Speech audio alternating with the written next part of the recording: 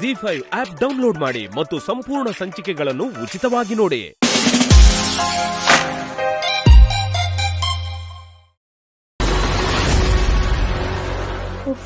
ಎಲ್ರಿಗೂ ಒಂದು ಸ್ಕೆಚ್ ಹಾಕಿ ಡೀಲ್ ಮಾಡಾಯ್ತು. ಐ ಆಮ್ ವೆರಿ ಸಾರಿ ಕಣೋ ಧ್ರುವ, ನಮಗೆ ಇದನ್ನು ಬಿಟ್ಟು ಬೇರೆ ಯಾವುದೂ ಆಪ್ಷನ್ ಇಲ್ಲ.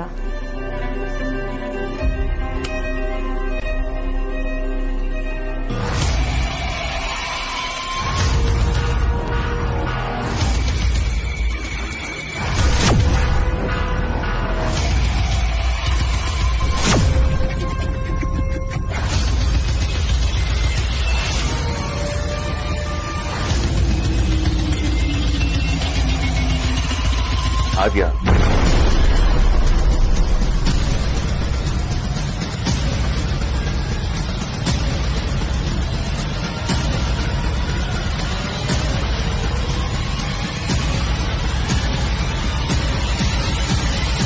ಎಷ್ಟೊತ್ತಲ್ಲಿ ಏನ್ ಮಾಡ್ತಿದ್ಯಾ? ಧ್ರುವದಲ್ಲಿ ಕರ್ಕೊಂಡು ಹೋಗ್ತಿದ್ಯಾ? ಅಣ್ಣ, ಅದು ಯಾಕೋ ನಿದ್ದೆ ಬರ್ತಾ ಇರ್ಲಿಲ್ಲ, ಹಾಗೆ ಧ್ರುವನ್ ಕರ್ಕೊಂಡು ಸ್ವಲ್ಪ ಆಚೆ ಸುತ್ತಾಡೋಣ ಅಂತ. ಆದ್ಯಾ, ನೀನೇ ನಿದ್ದೆ ಬಂದಿಲ್ಲ, ಓಕೆ. ಪಾಪ ಧ್ರುವನ್ ಅಟ್ಲೀಸ್ಟ್ ನಿದ್ದೆ ಮಾಡೋದಿಕ್ ಬಿಡು. ಅದು ಹಾಗಲ್ಲ ಅಣ್ಣ, ಧ್ರುವನು ಮಲ್ಗಿರ್ಲಿಲ್ಲ, ಎಚ್ಚರವಾಗೇ ಇದ್ದ, ಅದಕ್ಕೆ ಧ್ರುವನ್ ಕರ್ಕೊಂಡ್ ಬಂದೆ. ನಿನಗೆ ನಿದ್ದೆ ಬಂದಿಲ್ಲ ಅಂದ್ರೆ ನಿನ್ ನಿದ್ದೆ ಬರಬೇಕು, ನಾನಿನ್ ಜೊತೆ ಬೇಕಾದ್ರೆ ಇನ್ನೊಂದ್ಸಲ ಅಂತ್ಯಾಕ್ಷರಿ ಆಡೋಣ. ಧ್ರುವನ ಹೀಗೆ ಕರ್ಕೊಂಡ್ ಬರೋದು ಸರಿಯಲ್ಲ. ಸಾರಿ ಅಣ್ಣ, ನಿಂಗೆ ಇವಾಗ ನಿದ್ದೆ ಬರ್ತಾ ಇದೆ, ನಾನು ಮಲ್ಕೊಳ್ತೀನಿ. ನೀನ್ ಹೋಗಿ ಮಲ್ಕೋ, ಧ್ರುವನ ನಾನು ಕರ್ಕೊಂಡು. ಹಾ, okay, good night. Good night.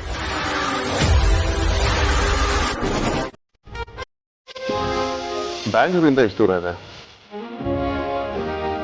Okay, ಅದು ಏರ್ಪೋರ್ಟಿಗೆ ಹತ್ರನೇ ಆಯಿತು, which is actually good. Over all ಹೌದು. ಇಲ್ಲ, ಪೇಪರ್ ಡಾಕ್ಯುಮೆಂಟೇಶನ್ ಚೆಕ್ ಮಾಡಲೇಬೇಕಾಗುತ್ತೆ. ಪೇಪರ್ಸ್ನ ಕಳ್ಸ್ಕೊಡಿ, ಡೆಫಿನೆಟ್ಲಿ ಲೀಗಲ್ ಚೆಕ್ ಆಗಲಿ.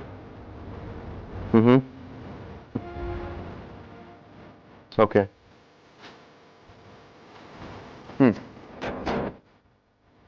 ಯಾ,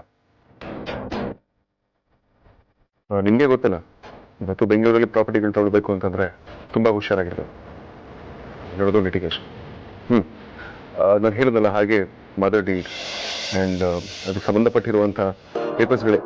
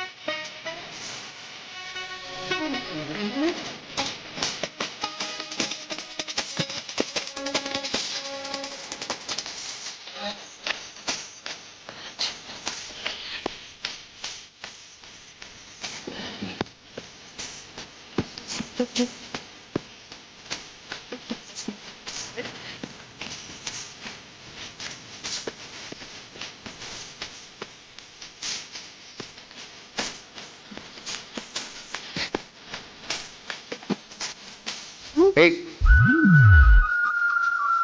ನನ್ನ ಫೋನಲ್ಲಿ ಅದನ್ನಾಗಲೇ ಸ್ವಿಚ್ ಆಫ್ ಮಾಡಿ ತುಂಬಾ ಹೊತ್ತಾಯ್ತು. ವಾಟ್ ನಾನ್ಸೆನ್ಸ್ ಬಜಾರಿ, ತುಂಬಾ ಇಂಪಾರ್ಟೆಂಟ್ ಕಾಲ್ ಅದು. ವೇದಾಂತ್, ಚಳಿ ಚಳಿ ತಾಳೆ ನುಯ್ ಚಳಿಯ. ಬಜಾರಿ ಯೋ, ಕಾಲ್ಗಿಂತ ಕಣ್ಮುಂದೆ ಇರೋ ಹುಡುಗಿ ಇಂಪಾರ್ಟೆಂಟ್ ಅಂತ ನಿನಗೆ ಯಾವಾಗ ಗೊತ್ತಾಗತ್ತೆ? ವೈಫ್ ಚೆನ್ನಾಗಿದ್ರೆ ವರ್ಲ್ಡೇ ಚೆನ್ನಾಗಿರುತ್ತೆ. ವೈಫ್ಗಿಂತ ಮುಖ್ಯವಾದದ್ದು ಏನೂ ಇಲ್ಲ. ಯಾವ್ದು ಇಲ್ವಾ?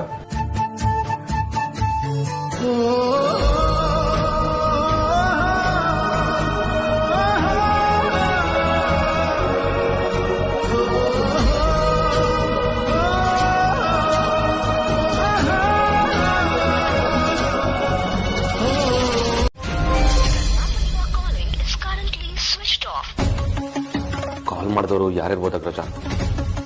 ಅದೇ ಹೇಳ್ತಿರೋದು ವಿಕ್ರಾಂತ್, ಯಾರು ಕಾಲ್ ಮಾಡಿದಾರೆ ಅಂತ ತಿಳ್ಕೊಳ್ಳಬೇಕು. ನಮ್ಮನ್ನ ಬ್ಲ್ಯಾಕ್ ಮೇಲ್ ಮಾಡೋದಕ್ಕೆ ಈ ತರ ಮಾಡಿರ್ಬೋದಾ?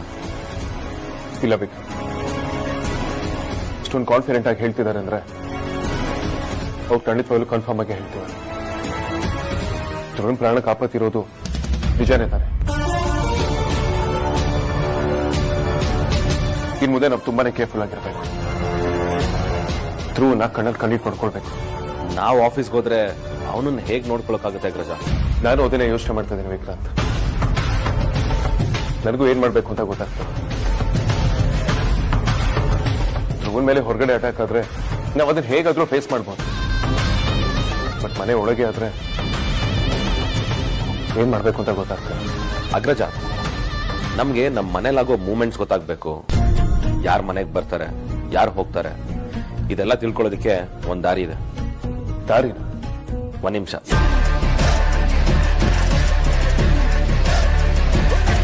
ಹಲೋ,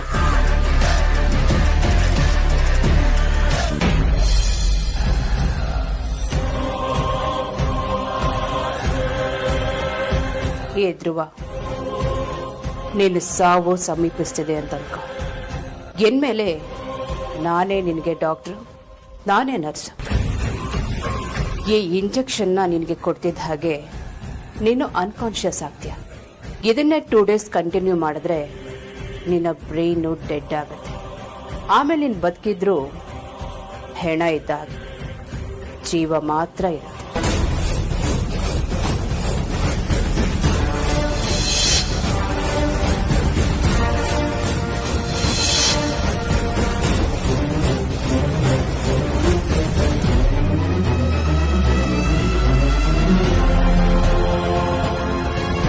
ವಿಕ್ರಾಂತ್, ಎಲ್ಲಿದ್ಯಾ ನೀನು? I am waiting. Okay.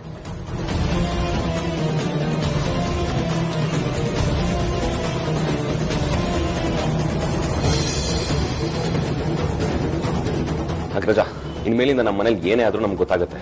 Especially Dhruvan ರೂಮ್ಗೆ CCTV ಕ್ಯಾಮ್ರಾ ಇನ್ಸ್ಟಾಲ್ ಮಾಡಿಸಿದೀವಿ. ಅವನ್ ರೂಮ್ಗೆ ಯಾರು ಬರ್ತಾರೆ, ಯಾರು ಹೋಗ್ತಾರೆ ಎಲ್ಲ ಗೊತ್ತಾಗುತ್ತೆ. ನೋಡು, ಆ CCTV ಫುಟೇಜ್ನ ನೀನ್ ಫೋನಲ್ಲೇ ನೋಡ್ಬೋದು.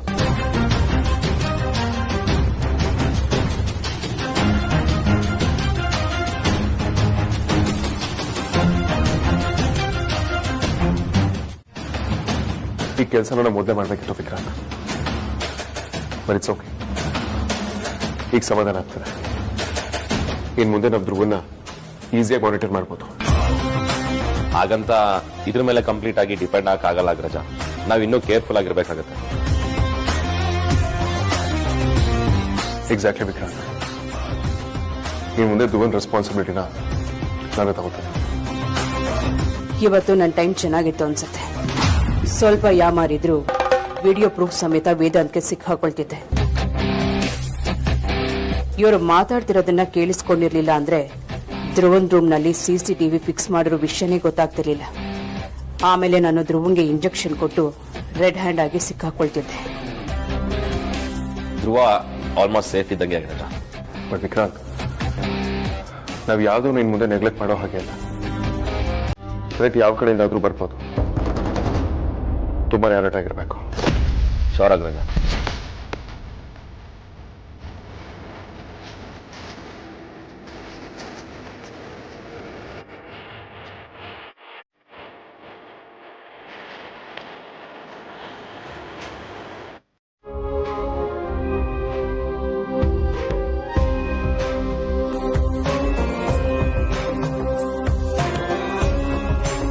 ಓ ಬನ್ರಿ ಕರಪ್ತ ಅಂತ ಒಳ್ಳೆ ಟೈಮಿಗೆ ಬಂದಿದ್ದೀರಾ.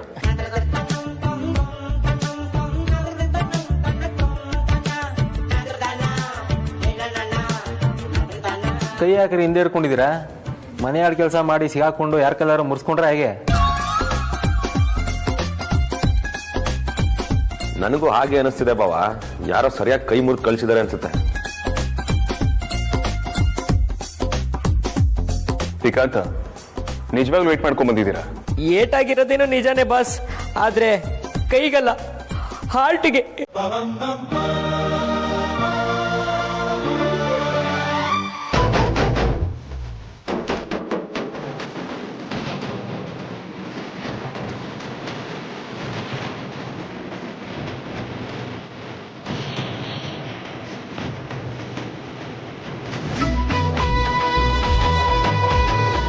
ಕಾಂತ, ಯಾರು ಇಷ್ಟೊಂದು ರಾಕಿ ಕಟ್ಟಿರೋದು? ಪರವಾಗಿಲ್ಲ ರೀ, ನಿಮ್ಗೂ ಅಕ್ಕ ತಂಗಿರಿದಾರೆ ಅಂತ ಆಯ್ತು. ಸುಮ್ನಿರಿ ಸಾರ್ಥಕ್ ಸರ್, ಮೊದ್ಲೇ ನನ್ನ ಹಾರ್ಟ್ ವೀಕ್ ಇದೆ, ಅದಕ್ಕೆ ತಿರ್ಗಾ ಹಾರ್ಟ್ ಮಾಡಬೇಡಿ, ಆಮೇಲೆ ಕಣ್ಣೀರ್ ಹಾಕ್ಬಿಡುತ್ತೆ. ಕಾಂತ, ನಿಮ್ ಮುಗೀತಾ? ಲೇಟ್ ಆಗ್ತಾ ಇದೆ.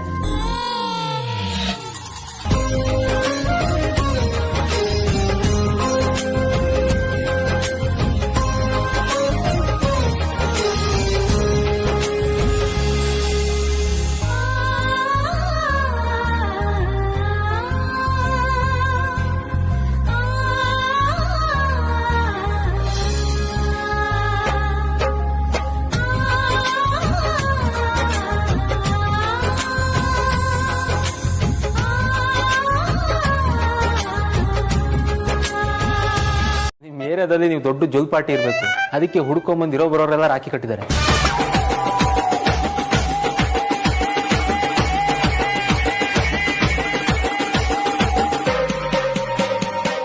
ಏನ್ ಮಾಡೋದು, ನನ್ನ ಹಣೆ ಬರೋ ಸರಿ ಇಲ್ಲ, ಅದಕ್ಕೆ ಎಲ್ರು ಆಡ್ಕೋತಾ ಇದ್ದೀರಾ. ಆಡ್ಕೊಳ್ಳಿ ಆಡ್ಕೊಳ್ಳಿ. ಕಾಂತ, ನಿಮ್ ಮುಗೀತಾ? ಲೇಟ್ ಆಗ್ತಾ ಇದೆ.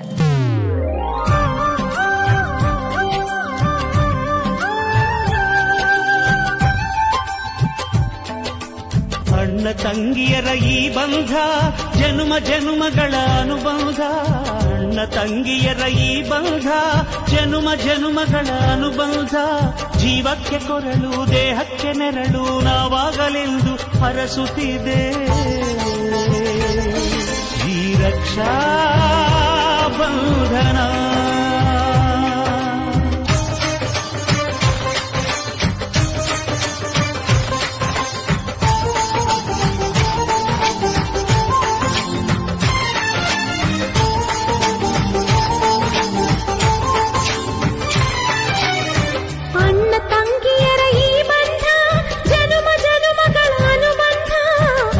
ತಂಗಿಯರ ಈ ಬಂಧ ಜನುಮ ಜನುಮಗಳ ಅನುಬಂಧ. ಜೀವಕ್ಕೆ ಕೊರಳು ದೇಹಕ್ಕೆ ನೆರಳು ನಾವಾಗಲೆಂದು ಹರಸುತ್ತಿದೆ ಈ ರಕ್ಷಾ ಬಂಧನ. ಈ ರಕ್ಷಾ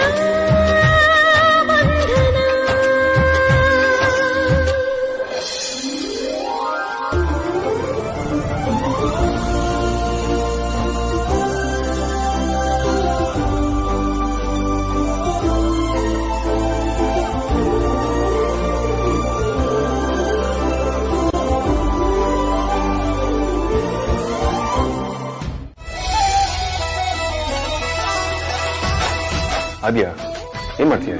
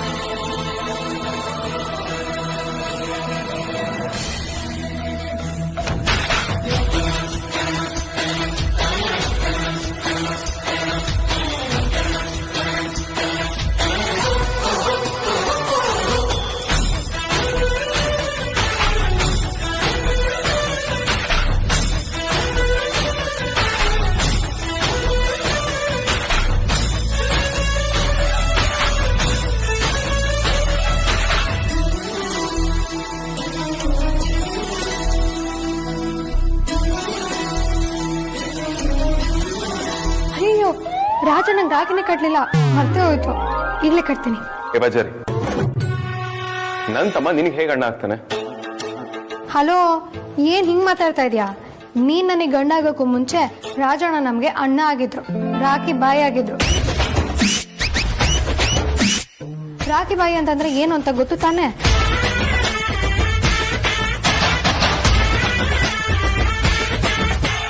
ರಾಖಿ ಬಾಯಿಗೆ ರಾಖಿ ಕಟ್ಟೋದನ್ನ ಯಾರಾದ್ರೂ ಪ್ರಶ್ನೆ ಮಾಡಿದ್ರೆ ನುಗ್ಗಿ ಹೊಡಿಯೋದೆ. ಬಾ ನೀನು.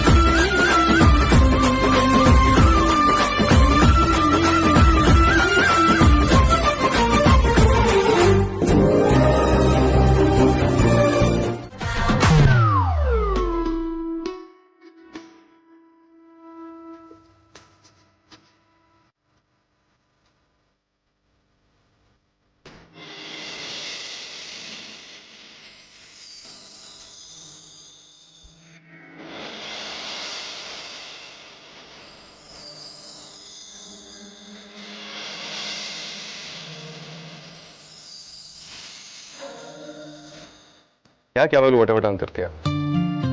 ಸ್ವಲ್ಪನಾದ್ರೂ ಕೂಲಾಗಿರೋದು ಕಲ್ತ್ಕೊ. ಅಟ್ಲೀಸ್ಟ್ ಇನ್ನು ಮುಂದೆ ಕೂಲಾಗಿರೋದನ್ನ ಅಭ್ಯಾಸ ಮಾಡಿ.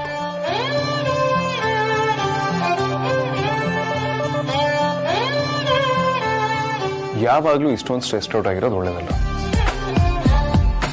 ಸ್ವಲ್ಪ ಆರಾಮಾಗಿರೋ. ಬಚಾರಿ, ಈ ನಿನ್ನ ತುಟಿಗಳ ಮೇಲೆ ಯಾವಾಗಲೂ ಒಂದು ಸಣ್ಣ ಸ್ಮೈಲ್ ಇರಬೇಕು. ಆಗ್ಲಿ ನೀನು ಏಂಜಲ್ ತರ ಕಾಣೋದು.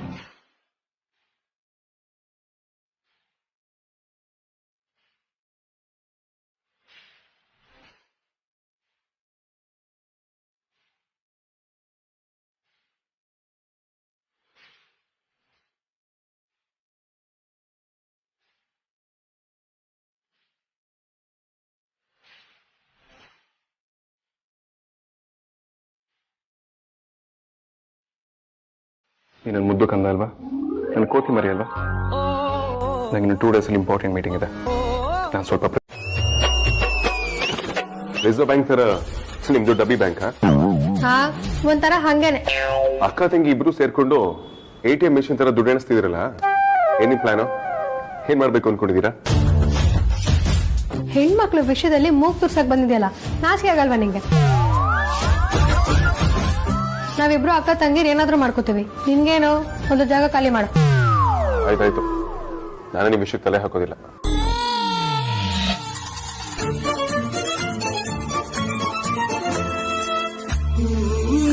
ಇವತ್ತು ಯಾವ ದಿನ ಅಂತ ನೆನಪಿದ್ಯಾ? ಸಂಡೆಯಿಂದ ಸ್ಯಾಟರ್ಡೇಲಿ ಯಾವ್ದಾದ್ರು ಒಂದಿನ ಆಗಿರುತ್ತೆ. ಸುಮ್ನೆ ಡಿಸ್ಟರ್ಬ್ ಮಾಡ್ಬೇಡ, ಹೋಗಿರಿಂದ ಮೊದಲು.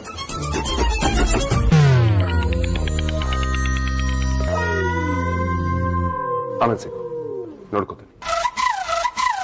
ಆಮೇಲೆ ಯಾಕೆ? ಈಗ್ಲೇ ನೋಡ್ಕೊ.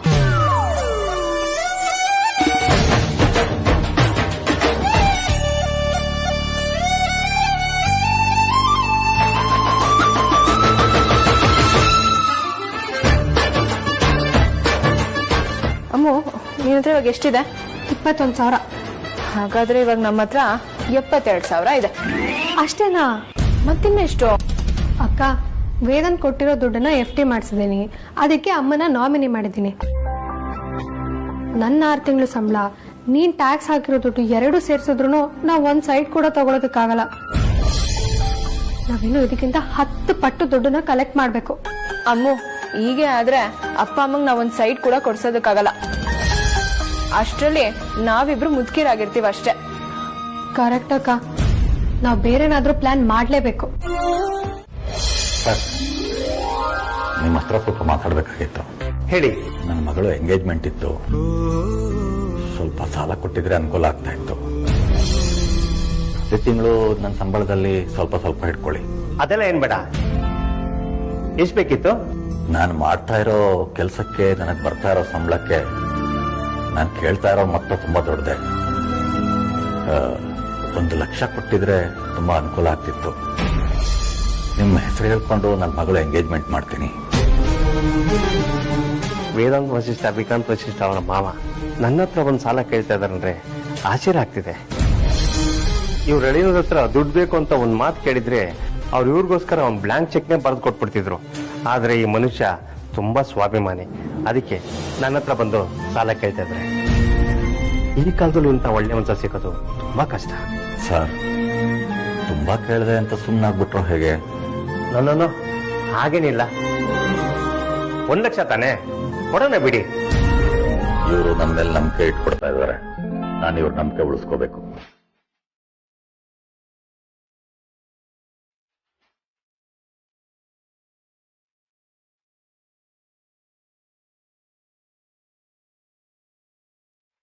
ಸರ್, ನಿಮ್ಮಿಂದ ತುಂಬಾ ಉಪಕಾರ ಆಯ್ತು. ನಿಮ್ ಋಣನ ಹೇಗೆ ತೀರಿಸ್ಬೇಕು ಅಂತಾನೆ ಗೊತ್ತಾಗ್ತಾ ಇಲ್ಲ. ಋಣದ ಮಾತಲ್ಲಿ ಯಾಕಾಡ್ತೀರಾ? ಅಷ್ಟಕ್ಕೂ ಕೊಡ್ತಾ ಇರೋದು ನನ್ನ ಸಾಲ. ನಾನೇನು ಫ್ರೀಯಾಗಿ ಕೊಡ್ತಾ ಇಲ್ಲ ತಾನೆ? ಸರಿ.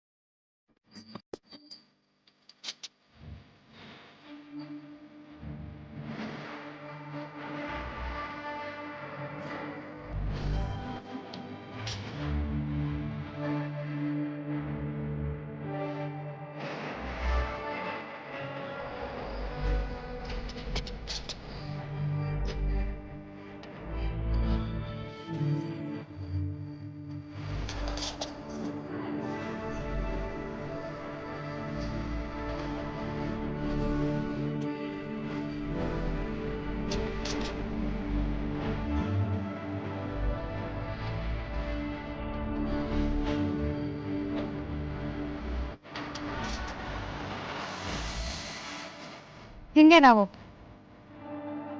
Happy engagement anniversary. Happy engagement anniversary. Thank you. ಇದು ನಾನು ಬಜಾರಿ ಅಂತ. ಸರಿ, ಕೇಕ್ ಕಟ್ ಮಾಡೋಣ.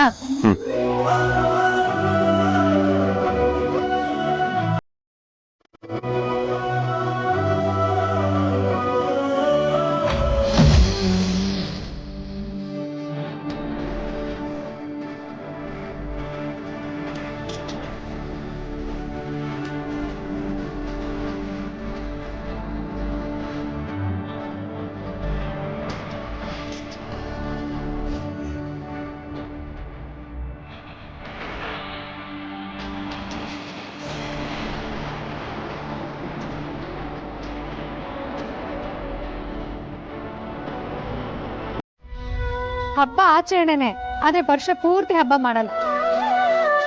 ಕೆಲವೊಂದ್ ದಿನಕ್ಕೋಸ್ಕರ ನಾವು ಕಾದಾಗ್ಲೆ ಅದಕ್ಕೊಂದು ವಿಶೇಷವಾದ ಅರ್ಥ ಬರುತ್ತೆ. ನಮ್ ಫಸ್ಟ್ ಎಂಗೇಜ್ಮೆಂಟ್ ಆನಿವರ್ಸರಿನ ಮರೆಯೋದಕ್ಕಾಗತ್ತಾ? ನಾನ್ ದಿನಸಿ ಅಂಗಡಿಯವನ ಹತ್ರ ಜಗಳ ಮಾಡ್ತಿದ್ದಾಗ ನೀನ್ ಫೋನ್ ಕಿತ್ಕೊಂಡೆಲ್ಲ, ಆಗ್ಲೇ ನಿನ್ನ ಹತ್ರ ಹೇಳೋಣ ಅನ್ಕೊಂಡೆ. ಆದ್ರೆ ನೀನೆ ದೊಡ್ಡದಾಗಿ ಬಿಲ್ಡಪ್ ಕೊಡ್ಕೊಂಡು ನಂಗೆ ಮೀಟಿಂಗ್ ಇದೆ ಅಂತ ಹೋಗಿದ್ದಕ್ಕೆ ನಾನು ನಿನಗೆ ಇಷ್ಟೊತ್ತರೆಗೂ ಆಟಾಡ್ಸಿದ್ದು. ಐ ಆಮ್ ರಿಯಲಿ ಸಾರಿ ಬಜಾರಿ. ನಿಂದು ನಮ್ಮ ಎಂಗೇಜ್ಮೆಂಟ್ ಆನಿವರ್ಸರಿನ ಮರ್ತ್ಬಿಟ್ಟಿದ್ದೆ ಅನ್ಕೊಂಡು ಸ್ವಲ್ಪ ರೂಢ ಬಿಹೇವ್ ಮಾಡಿದೆ. ಬಟ್ ನೀನು ಇಷ್ಟು ಒಳ್ಳೆ ಸರ್ಪ್ರೈಸ್ ಪ್ಲಾನ್ ಮಾಡಿದ್ಯಾ ಅಂತ ನನಗೆ ಖಂಡಿತವಾಗ್ಲೂ ಗೊತ್ತಿಲ್ಲ. ನಿನಗೆ ಸರ್ಪ್ರೈಸ್ ಮಾಡ್ಬೇಕು ಅಂತಾನೆ ನಾನು ಇಷ್ಟೆಲ್ಲ ದೊಡ್ಡ ಪ್ಲಾನ್ ಮಾಡಿದ್ದೆ. ಅದೆಲ್ಲ ಇರ್ಲಿ, ನೀನು ನಮ್ಮ ಮದ್ವೆ ಟೈಮಲ್ಲಿ ನನ್ನ 5 ಆಸೆಗಳನ್ನ ನೀನು ಈಡೇರಿಸಿದ್ದೆ. ಈಗ ನನ್ನ ಟರ್ನ್. ನಿನ್ನ 5 ಆಸೆಗಳು ಏನೇನು ಅಂತ ಹೇಳ್ಬೋದು. ಸರಿ ಹೇಳ್ಬೇಕು. ನೀನು ನನ್ನ ಆಸೆಗಳನ್ನ ಈಡೇರಿಸ್ತೀನಿ ಅಂತ ಹೇಳಿದ ನನಗೆ ಖುಷಿನೇ. ಆದ್ರೆ ನನ್ನ ಆಸೆಗಳು ಏನು ಅಂತ ತಿಳ್ಕೊಂಡು ಈಡೇರಿಸೋದಿದೆಯಲ್ಲ ದಟ್ಸ್ ಲಿಟ್ಲ್ ವಿಯರ್ಡ್. ಇದೊಳ್ಳೆ ಕಥೆ ಆಯ್ತಲ್ಲ. ನಿನ್ನ ಆಸೆ ಏನು ಅಂತ ನಿನ್ನ ಹತ್ರ ಅಂತಾನೆ ಕೇಳ್ಬೇಕು. ನೋಡು ಬಜಾರಿ, ನಾನು ನಿನ್ನ ಆಸೆಗಳು ಏನು ಅಂತ ಕೇಳ್ಕೊಂಡಾಗ ಈಡೇರಿಸಿದೆ. ನೀನ್ ಯಾವಾಗೋ ಮಾತಾಡಿದ್ದು ನೆನಪಲ್ಲಿ ಇಟ್ಕೊಂಡಿದ್ದೆ. ಹಾಗೆ ನೀನು ಕೂಡ ಅಷ್ಟೇ. ನನ್ನ ಆಸೆಗಳ ಏನು ತಿಳ್ಕೊಂಡು ಈಡೇರಿಸಿದ್ರೆ ಐ ವಿಲ್ ರಿಯಲಿ ಹ್ಯಾಪಿ. ಓಹೋ, ನಮ್ಗೆ ಚಾಲೆಂಜಾ? ಸರಿ ಬಿಡು, ಆಯ್ತು. ನಿನ್ನ ಆಸೆ ಏನು ಅಂತ ತಿಳ್ಕೊಂಡು ನಿನ್ನ ಆಸೆನೆಲ್ಲ ಈಡೇರಿಸ್ತೀನಿ. ಓಕೆನಾ?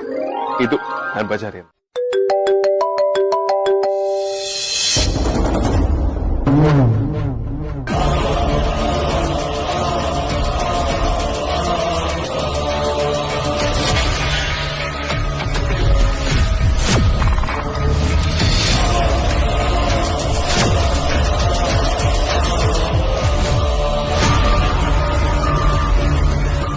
ಹೇಳಪ್ಪ. ನಿಮ್ ಸುಹಾಸಿನಿ ಫೌಂಡೇಶನ್ ಅಕೌಂಟ್ ಅಲ್ಲಿ ಬರೀ 1,500 ಮಾತ್ರ ಇದೆ. ಪ್ರತಿ ತಿಂಗಳು 10ನೇ ತಾರೀಕು ಒಳಗಡೆ ಅದಕ್ಕೆ 25 ಲಕ್ಷ ಡೆಪಾಸಿಟ್ ಮಾಡ್ಬೇಕು ಅನ್ನೋದನ್ನ ಮರ್ತಿದ್ರೆ ಹೇಳಿ, ಅಣ್ಣಂಗೆ ಹೇಳ್ಬಿಟ್ಟು ನೆನಪು ಮಾಡಿಸ್ತೀನಿ. ಅಷ್ಟಕ್ಕೂ ದುಡ್ಡು ಯಾಕೆ ಇನ್ನೂ ಬಂದಿಲ್ಲ ಅಂತ ಅಣ್ಣ ಕೇಳಿದ್ದಕ್ಕೇನೆ ನಾನ್ ನಿಮಗ್ ಕಾಲ್ ಮಾಡಿದ್ದು. ಸಾರಿ ಕಣಪ್ಪ, ಬೇಗ ಕ್ಲಿಯರ್ ಮಾಡ್ತೀನಿ. ಅಂದ್ರೆ ಯಾವಾಗ? ವಿಕ್ರಾಂತ್ಗೆ ನನ್ನ ಮೇಲೆ ಡೌಟ್ ಬಂದಿದೆ. ಅದಕ್ಕೆ ಅವನು ವೇದಾಂತ್ ಕೇಳಿ ವೇದಾಂತ್ ಕಂಪ್ನಿ ಅಕೌಂಟ್ನ ಜಾಯಿಂಟ್ ಅಕೌಂಟ್ ಮಾಡಿಸ್ಕೊಂಡಿದ್ದಾನೆ. ಅದಕ್ಕೆ ಫಂಡ್ಸ್ನ ಮೊದಲಿನ ಹಾಗೆ ಫೌಂಡೇಶನ್ ಅಕೌಂಟ್ಗೆ ತಗೊಳಕ್ಕಾಗ್ತಾ ಇಲ್ಲ. ನನಗೆ 1-2 ತಿಂಗಳು ಟೈಮ್ ಬೇಕು. ನೀವು ನನ್ನ ಪ್ರಾಬ್ಲಮ್ನ ಅರ್ಥ ಮಾಡ್ಕೋಬೇಕಲ್ವಾ? ನೀವೀಗ ನಮ್ಗೆ ಅರ್ಥ ಮಾಡ್ಸೋ ಲೆವೆಲ್ಗೆ ಬೆಳೆದ್ಬಿಟ್ರಾ? ಯಾಕೆ, ನಮ್ಮ ಮೇಲಿರೋ ಭಯ ಕಮ್ಮಿ ಆಯ್ತಾ? ಹಾಗೇನಾದ್ರೂ ಇದ್ರೆ ಹೇಳಿ, ಅಣ್ಣನ ಹತ್ರ ಮಾತಾಡಿ ನಾನೇ ಗ್ರಾಚಾರ ಬಿಡಿಸ್ತೀನಿ. ನಾನು ಆ ಥರ ಹೇಳಿಲ್ಲ. ನೀನು ತಪ್ಪಾಗಿ ತಿಳ್ಕೊಂಡು ಈ ವಿಷಯನ ದೊಡ್ಡೋರ್ವರೆಗೂ ತಗೊಂಡು ಹೋಗ್ಬೇಡ. ಏನೇ ಇದ್ರೂ ಇದು ನಮ್ಮಿಬ್ಬರ ಮಧ್ಯೆನೇ ಕ್ಲಿಯರ್ ಆಗ್ಬೇಕು. ನೀವಿದನ್ನ ನನ್ನ ಹತ್ರ ಹೇಳ್ಬೋದು, ಆದ್ರೆ ಅಣ್ಣನ ಹತ್ರ ಹೇಳಕ್ಕಾಗಲ್ಲ. ಬರೀ ನಿಮ್ ಪ್ರಾಬ್ಲಮ್ ಹೇಳೋದಲ್ಲ, ಸ್ವಲ್ಪ ನನ್ನ ಪ್ರಾಬ್ಲಮ್ನು ಅರ್ಥ ಮಾಡ್ಕೊಳ್ಳಿ. ಅಣ್ಣನ ಬಗ್ಗೆ ನಿಮ್ಗೆ ಗೊತ್ತು ತಾನೆ. ಓಕೆ, ನನ್ನ ಕಡೆಯಿಂದ ಏನು ಪ್ರಾಬ್ಲಮ್ ಆಗಲ್ಲ. ಆದಷ್ಟು ಬೇಗ ವೇದಾಂತ್ ಹತ್ರ ಮಾತಾಡಿ ಸುಹಾಸಿನಿ ಫೌಂಡೇಶನ್ಗೆ ಅಮೌಂಟ್ ಟ್ರಾನ್ಸ್ಫರ್ ಆಗೋ ಥರ ಏನಾದರೂ ಪ್ಲಾನ್ ಮಾಡ್ತೀನಿ. ಆದರೆ ನನ್ನೊಂದು ರಿಕ್ವೆಸ್ಟ್, ಈ ವಿಚಾರ ದೊಡ್ಡೋರ್ವರೆಗೂ ಹೋಗೋದು ಬೇಡ. ಸರಿ, ಗೊತ್ತಾಗಲ್ಲ, ಆದ್ರೆ ಆದಷ್ಟು ಬೇಗ ಕೆಲಸ ಆಗ್ಬೇಕು. ಆದಷ್ಟು ಬೇಗ ಆಗತ್ತೆ. ಬೈ ದ ವೇ, ನಿಮ್ ಹತ್ರ ಇನ್ನೊಂದು ವಿಷಯ ಮಾತಾಡ್ಬೇಕು. ಆ ಹುಡುಗಿ ಯಾಕೋ ನಮ್ ದಾರಿಗೆ ಬರೋ ತರ ಕಾಣಿಸ್ತಿಲ್ಲ. ತುಂಬಾ ಗಾಂಚಾಲಿ ಅವಳಿಗೆ. ನಮ್ ಟಾರ್ಗೆಟ್ ಇರೋದು ಆ ಹುಡುಗಿನ ಅವನಿಂದ ದೂರ ಇಡಬೇಕು ಅಂತ. ಹೀಗೇನಾದ್ರೂ ನಾವು ಮಾಡಕ್ ಹೋದ್ರೆ ಅದು ನಮ್ ಬುಡಕ್ಕೆ ಬರುತ್ತಷ್ಟೇ.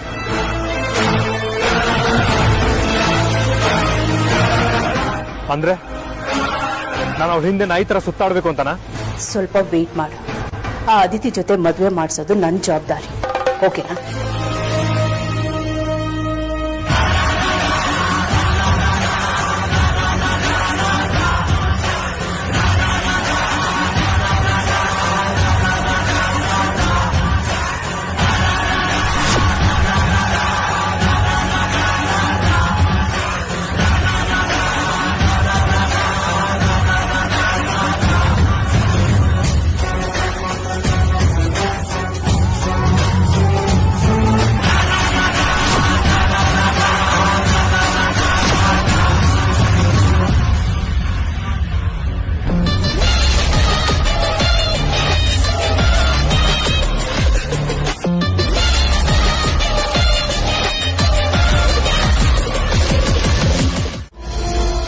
ವಿಷಯನ ವೇದಾಂತ ಅಣ್ಣಂಗೆ ಹೇಳೋಣ ಅಂತಂದ್ರೆ ಅವ್ನು ನೋಡೋ ಚಿಕಿತ್ಸೆಗೆ ನಾನೇ ಮುಂದೆ ನಿಂತು ಮದುವೆ ಮಾಡಿಸ್ಕೊಡ್ತೀನಿ ಅಂತ ಪ್ರಾಮಿಸ್ ಮಾಡಿ ಬಂದಿದ್ದಾನೆ. ಈಗ ಅವನ ಪ್ರಾಬ್ಲಮ್ ಸಿಕ್ಸಕ್ಕೆ ನನಗಿಷ್ಟ ಇಲ್ಲ, ಬಟ್ ಅದಿತಿಗೆ ಆ ಹುಡುಗ ಸ್ವಲ್ಪ ಕೂಡ ಇಷ್ಟ ಇಲ್ಲ ಕಣೋ.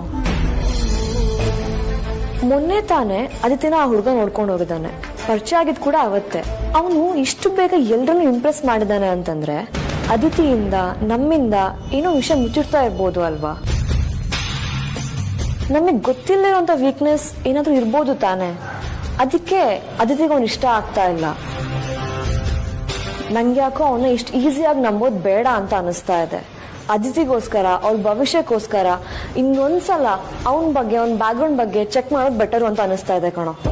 ನೀನ್ ಹೇಳೋದೇನೋ ಒಪ್ಕೊಳ್ತೀನಿ, ಆದ್ರೆ ಆ ಹುಡುಗನ್ ಹುಡುಕಿದ್ದು ನಮ್ಮ ಅಗ್ರಜನ್ ಸೆಲೆಕ್ಷನ್ ಅಂದ್ರೆ ಅವನು ಒಳ್ಳೆಯವನೇ ಆಗಿರ್ತಾನೆ. ಇಲ್ಲ ಅಂದ್ರೆ ಅದಿತಿಗೆ ಗಂಟಾಕಕ್ ನೋಡಲ್ಲ. ನೀವ್ ಯಾಕೋ ಸುಮ್ನೆ ತೇಜಸ್ ಮೇಲೆ ಡೌಟ್ ಪಡ್ತಿದ್ದೀರಾ ಅಂತ ಅನಿಸ್ತಿದೆ. ಪಾಚಿ ಜಾರತೆ ಅಂತ ಗೊತ್ತಿದ್ರು ಕಾಲಿಟ್ರೆ ಜಾರೋದ್ ನಾವೇ. ನಾವು ಬೀಳ್ಬೋದು, ಅಗ್ರಜ ಬೀಳಲ್ಲ. ಇವನಿಗೂ ಶೇಡಿ ಬ್ಯಾಕ್ಗ್ರೌಂಡ್ ಏನಾದ್ರೂ ಇರ್ಬೋದು. ನಂಗೆ ಯಾಕೋ ಪಕ್ಕ ಇವನಿಗೆ ಆತರ ಬ್ಯಾಕ್ಗ್ರೌಂಡ್ ಇದೆ ಅಂತ ಅನಿಸ್ತಾ ಇದೆ.